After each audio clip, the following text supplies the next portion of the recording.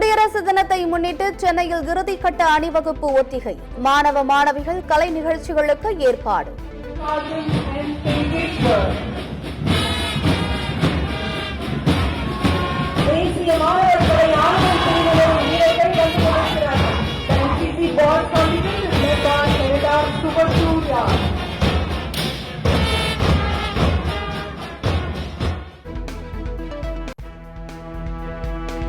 மத்திய பட்ஜெட்டில் 10 லட்சம் ரூபாய் வரை வருமான வரி விலக்கு அளிக்க வாய்ப்பு. வருகிற 1ஆம் தேதி தாக்கல் செய்யப்படும் பட்ஜெட்டில் மேலும் சில சலுகைகள் கிடைக்கும் என எதிர்பார்ப்பு.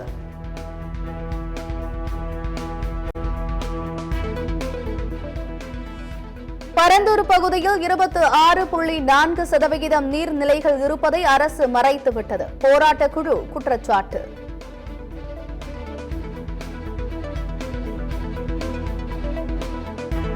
கடும் பனிமூட்டம் காரணமாக டெல்லி வரும் விமானங்கள் தாமதம். புறப்படும் விமானங்களும் தாமதமாவதால் பயணிகள் பாதிப்பு.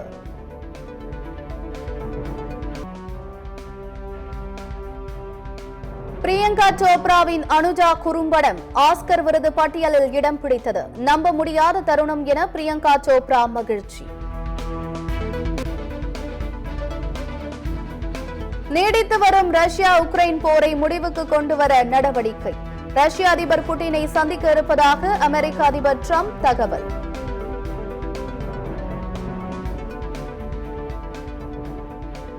தமிழகத்தில் முதுநிலை படிப்புகளில் சேர்வதற்கான டான்செட் சீட்டா நுழைவுத் தேர்வுகளுக்கு இன்று முதல் விண்ணப்பிக்கலாம். பிப்ரவரி 21ஆம் தேதி வரை ஆன்லைனில் விண்ணப்பிக்கலாம் என அண்ணா பல்கலைக்கழகம் அறிவிப்பு.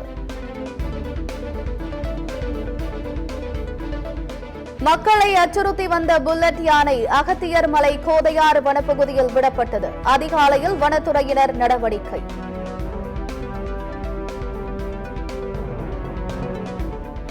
ஈரோடு கிழக்கு தொகுதி இடைத்தேர்தல் பணிக்கு 1194 பணியாளர்கள் நியமனம். ஈரோடு இடைத்தேர்தலுக்காக மொத்தம் 237 வாக்குச்சாவடி மையங்கள் அமைப்பு.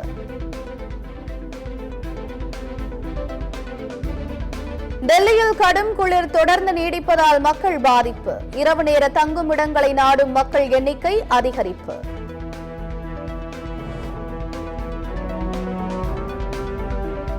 மியான்மரில் அதிகாலையில் நிலநடுக்கம் ஏற்பட்டதால் மக்கள் அச்சம். நிலநடுக்கம் ரிக்டரில் 4.8 பதிவு.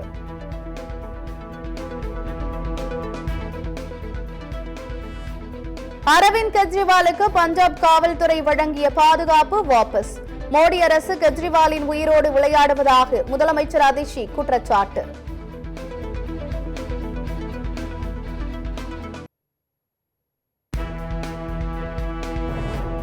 இந்தியா இங்கிலாந்து இடையேயான T20 கிரிக்கெட் போட்டியை முன்னிட்டு சென்னை மெட்ரோ ரயில் சேவை நீட்டிப்பு. கடைசி மெட்ரோ ரயில் இரவு 12 மணிக்கு புறப்படும் என அறிவிப்பு.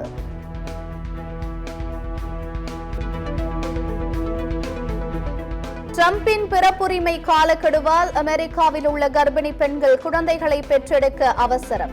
மருத்துவமனைகளுக்கு படையெடுக்கும் கர்ப்பிணி பெண்கள்.